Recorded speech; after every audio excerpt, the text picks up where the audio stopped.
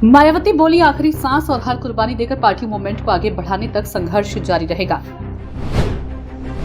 अशोक सिद्धार्थ के निष्कासन के बाद बसपा में घरेलू द्वंद्व शुरू। बसपा में उत्तराधिकार को लेकर कठिन दौर शुरू।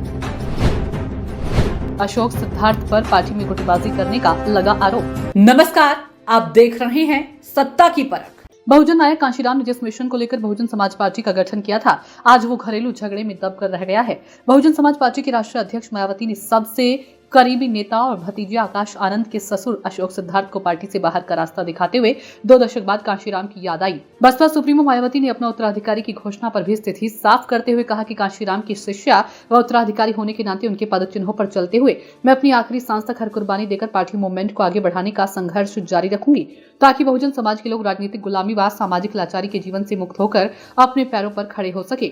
इसे आगे बढ़ाने के लिए स्वार्थ रिश्ते नाते महत्वहीन है।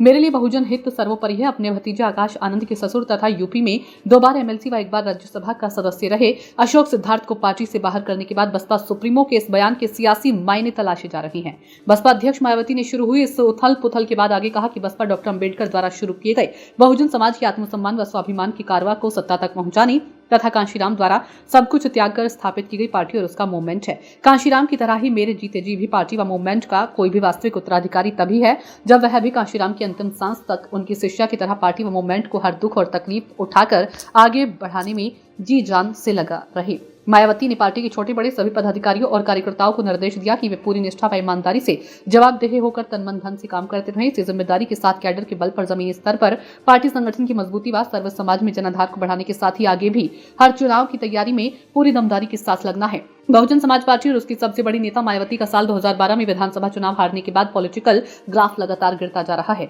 बसपा का प्रदर्शन चुनाव दर चुनाव खराब होता जा रहा है और मायावती का सियासी रसूख लगातार कम होता जा रहा है। इन सब के बीच बसपा मायावती के बाद पार्टी की कमान कौन संभालेगा, इसको लेकर कयासबाजी का दौर एक लंबे अरसे से जारी है। मायावती ने पहले अपने भाई आनंद कुमार को पार्टी का राष्ट्रीय उपाध्यक्ष बनाया, लेकिन आनंद की राजनीति पकड़ ढीली होने के चलते कार्यकर्ताओं ने आनंद कुमार में कोई रुचि नहीं दिखाई। इसके बाद पार्टी की कमान को घर में रखने के मकसद से मायावती अपने रहते पार्टी की कमान अपने परिवार के किसी शख्स को सौंपना चाहती है। उनकी मंशा कई मौकों पर जाहिर हुई है। यही वजह है कि अपने भाई आनंद कुमार के बेटे आकाश आनंद की उन्होंने राजनीति में बाकायदा न सिर्फ एंट्री कराई, बल्कि पार्टी में एक जरूरी भूमिका और अधिकार देकर ये संकेत भी दिया कि आकाश आनंद ही बसपा नेता और मायावती के उत्तराधिकारी बन सकते हैं। लेकिन यूपी के विधानसभा चुनावों के बीच ही आकाश आनंद के राजनीतिक मंचों पर इस तरह नजर आए, जो कि मायावती को नागवार गुजरा और मायावती ने आकाश आनंद को सभी पदों से हटाते हुए मायावती ने कहा कि आकाश अभी राजनीति के लिए परिपक्व नेता नहीं है। इसके ठीक 1.5 माह बाद फिर से मायावती ने आकाश आनंद को कई जिम्मेदारी दे डाली।